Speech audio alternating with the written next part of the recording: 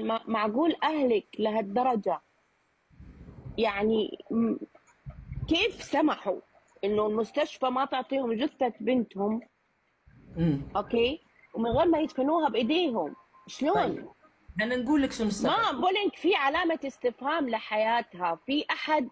شوف، أنا برايي يا إما البنت انخطفت، كانوا في عيلة بدهم ياخدوها وبعدين تركوها استغنوا عنهم، يا إما البنت انخطفت انتقام او حركه مش كويسه، بدهم حاقدين على اهلها.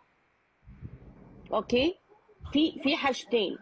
اهلها واضح انه انا لما شفتهم انهم ناس على البركه، يعني لازم قالوا لهم احنا بندفنها، قالوا خلاص، مش ما عندهم مش الوعي الكافي بالامور هذه. عرفتي؟ لازم نرد على الجزئية هذه يا أختي إلهام، لأن أنا والدتي لما يعني ولدتني عمرها 14 سنة، وأول أنا بكريتها طفلة، وهي أنجبت في مدينة أخرى غير مدينتها. هم بدو من الجنوب الليبي، من الصحراء، ناس بسيطة، فهمتي؟ ناس لا تقرا ولا تكتب، لكن ربوا جيل كامل كلهم متعلمين، وكلهم ما شاء الله تو يعني كلهم بعلمهم بشهادتهم وبعمالهم. لكن الاب والام ناس بسيطه جدا. وولدتني في مدينه اللي هي انا اللي تو تربيت فيها، اللي هي بنغازي، وكان عمرها 14 سنه وهي طفله. والدي كان رجل عسكري، يعني يطلع من المعسكر يجي قالوا له لا بنتك توفت، واعطوه ورقه على اساس ان هذه شهاده الوفاه، وبعدين اكتشفوا ان اللي اعطوه لهم هو ورقه خروج من المستشفى وليست شهاده وفاه. والطفل قالوا له نحن المستشفى، نحن هي تتكفل بالدفن، انت توكل على الله وروح انت وزوجتك. والدتي قلب الام هي اللي كانت رافضه ومش مصدقه ان بنتها متوفيه، لان شفتها حيه ترزق، ما فيش اي مشاكل عندي صحيه. هذه رقم واحد. رقم اثنين، لما راجعوا المستشفى من كثر ما هي تحكي تقول انا حاسه ان بنتي عايشه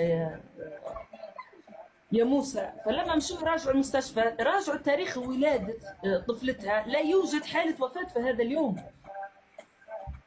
فهمتي يا الهام؟ هل تتوقعين انه حركه حقد على اهلك تسوت؟ بصراحه احد السيناريوهات، نعم. انا اقولها للاسف يا نعم. اما خطفتي لسبب تبني. طب ليه سووا كذا؟ هل البنت مطلوبة؟ يعني حد ممكن يكون حاقد على الام او على الاب.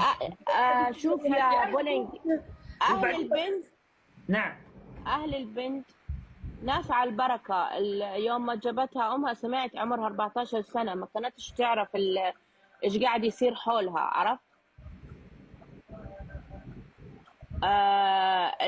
البنت واحدة من التنتين، يا انخطفت كانت في عيلة تبغى تتبناها وبعدين رجعوا في كلامهم فراحوا رموها، يا اما الحركه صارت انتقام للعيله حقت حنان، فاخذت الطفله ورموها على باب المسجد.